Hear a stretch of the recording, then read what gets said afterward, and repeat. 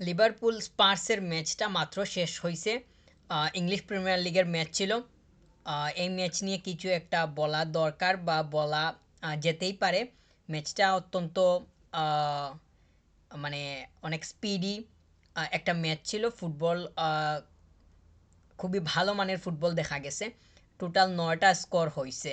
Liverpool ৬টা score করছে আর ৩টা কনসিড করছে, অর্থাৎ স্পার্স ৩টা স্কোর করছে। তো স্কোর যেরকম বড়, খেলার মান কিংবা ধরন সব কিছুও ওই ধরনের বড়, মানে একদম বড় আকারেই আছে। বিশেষ করে লিভারপুলকে নিয়ে আলাদাভাবেই বলতে হয়। তারা যেইভাবে মানে খেলতেছে এই সিজনে, আর মাত্র শেষ হওয়া ম্যাচটা তাদের তো লেটেস্ট পারফরমেন্স স্পার্সের এগেনস্টে যেই খেলাটা খেলছে, তাদের একটা জিনিস খুব ভালোভাবেই মানে লক্ষণীয় কিংবা মানে দেখা যাইতেছে। তাদের আসলে স্পিরিটটা, আন্ডারস্ট্যান্ডিং স্পিরিট, এই যে বিষয়গুলো আছে এইগুলা কিন্তু খুবই পরিষ্কার। আর এইগুলার যে মানে কিভাবে সঠিক বাস্তবায়ন মাঠের মধ্যে ঘটাতে হয়, সেইটা কিন্তু এই মুহূর্তে লিভারপুলকে দেখলে খুব ভালোভাবেই মানে বুঝতে পারা সম্ভব হয়। তারা যেইভাবে আগাইতেছে এই সিজনে, অন্যান্য কোনো টিম এই বর্তমান সময়ে ক্লাবের হিসাব অনুযায়ী পৃথিবীতে অন্য কোনো টিম একই রকম পারফরমেন্সে কিংবা এই ধারাতে কিংবা এই ধরনের মেন্টালিটির পারফরমেন্স করতেছে বলে আমার কাছে মনে হইতেছে না। কারণ সিজনের শুরুতে বার্সাকে দেখে এইটা মনে হয়েছে।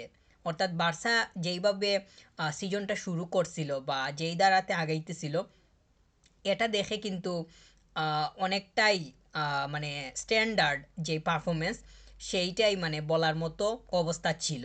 কিন্তু বার্সা তো আসলে এখন বর্তমানে একটু ল্যাকিংস করতেছে। তো সেইটা তো আসলে মেলাতে গেলে লিভারপুলের সাথে কোনোভাবেই সেটা মিল করা সম্ভব হবে না। তো লিভারপুল তারা যেইভাবে সিজন শুরু করছিল, সেইটার দেখা এখন অবধিও পাওয়া যাইতেছে। তারা তো প্রিমিয়ার লিগের টপে অবস্থান করতেছে, পুরো লিগটাই ডমিনেট করতেছে।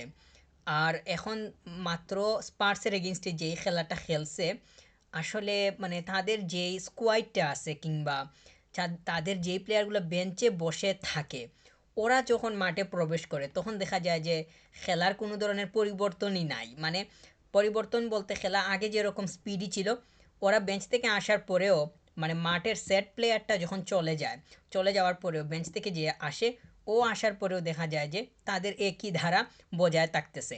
আসলে মূল জায়গাটা তাদের এইখানেই আমার কাছে মনে হয় যে তারা মাঠের প্লেয়ারদের উপরে সম্পূর্ণ মানে ডিপেন্ডেন্ট না।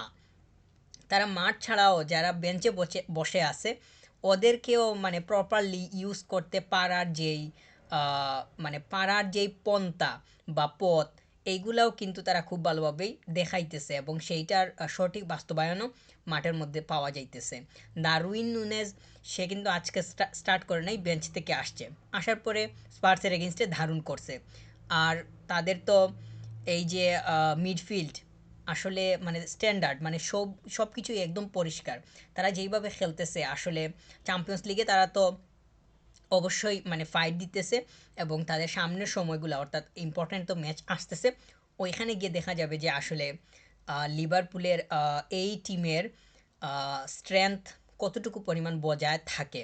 আমার কাছে মনে হয় যে তারা যেইভাবে খেলতেছে, ওইটা আসলে ওইটাকে বিট করতে পারার মতো ক্লাব এই মুহূর্তে আছে কেউ, সেইটা আসলে মনে হইতেছে না। তবে খেলায় তো যে কোনো কিছু হতে পারে।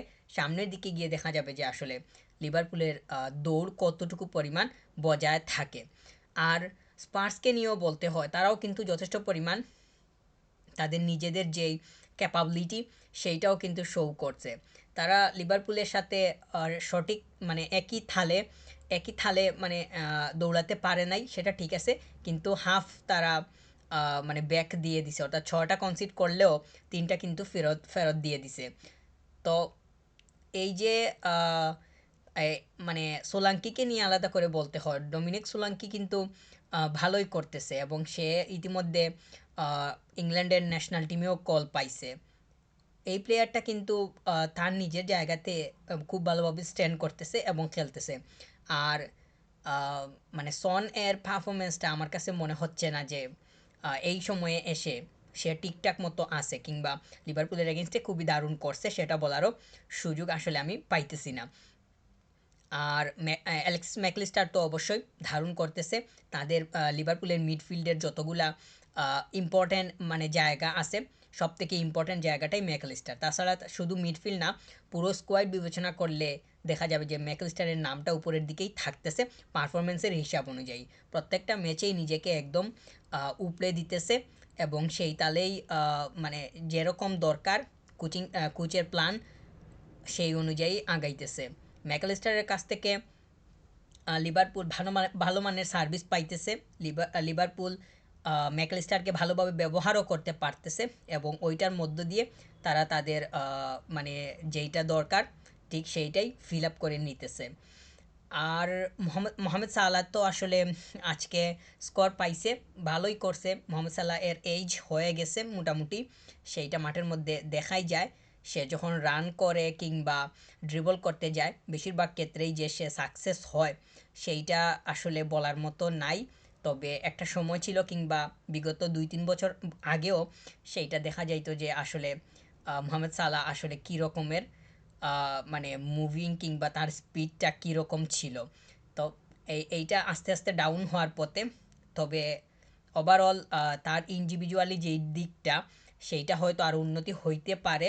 তবে সেটা তো আসলে কতটুকু হয় না হয় সামনের দিকে দেখা যাবে। তবে স্পার্সের এগেনস্টে মোহাম্মদ সালাহ যে খুবই মানে রান করছে ঠিক আছে, কিন্তু বেশ কিছু সুযোগ ছিল যেইগুলা আসলে ফিজিক্যাল যে অ্যাবিলিটিটা আছে, এনার্জি এবং মানে বডি কন্ট্রোল করতে পারার মতো যথেষ্ট পরিমাণ ফিটনেস সব কিছু শো করার যেই অবস্থা, ওই রকম অবস্থানে কয়েকটা সময় তাকে দেখা গেছে, কিন্তু বেশিরভাগ সময়ই সে কিন্তু ওই জায়গাগুলোতে খুব ভালোভাবেই যে মানে নিজেকে রান করাতে পারছিল সেইটা মনে হয় নাই।